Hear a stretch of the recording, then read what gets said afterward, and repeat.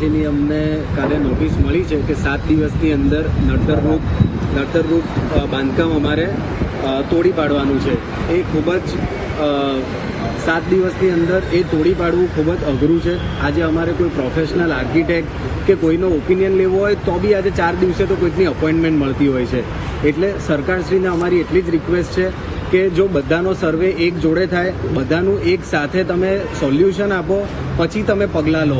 એટલે અમારી એટલી જ રિક્વેસ્ટ છે કે અમને 2 મહિનાનો ટાઈમ આપવામાં આવે, જેમાં અમે અમારો પક્ષ પણ મૂકી શકીએ સરકાર સમક્ષ અને અમે કોઈક આર્કિટેક્ટ કે કોઈક પ્રોફેશનલ્સની સલાહ પણ લઈ શકીએ. એ ટાવરમાં અમારા ફ્લેટ છે 601, 602. નોટિસ મળી, અમે બધા ભેગા થયા, એની ચર્ચા વિચારણા થઈ. મ્યુનિસિપલ કોર્પોરેશનના અને ગવર્મેન્ટના જે બી છે એમના સાથે જ છે અમે, પણ અમને પણ સમય જોઈએ. કદાચ પાણીની ટાંકીનો સવાલ છે 7 દિવસમાં, એટલા 7 દિવસમાં બધું કામ કંઈ પૂરું થઈ જવાનું. અમે બધા જ તમારા નિર્ણયો સાથે છે. તમે મને નોટિસ કરી છે, તમે નિર્ણય જો યોગ્ય છે તો અમે એ કરશું જ, ના નથી અમારી બિલકુલ.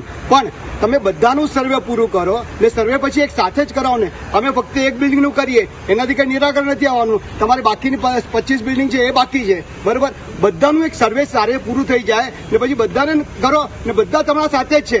જો નડતરરૂપ છે ને કદાચ પ્રોબ્લેમ આવે, પ્લેનને પ્રોબ્લેમ આવે, અમને અમારી જાનનો પણ જોખમ છે, તો અમે તો સત્વારે કરશું. પણ જરા બધાનું પૂરું કરો ને એ હિસાબે અમારું સહકાર જોઈએ તમને, તો તમારું સહકાર પણ અમને 100% જોઈશે, એવી સરકારને નમ્ર અપીલ છે. અમારી તમામ માહિતીથી અપડેટ રહેવા માટે જોડાયેલા રહો S9 ન્યૂઝ સાથે.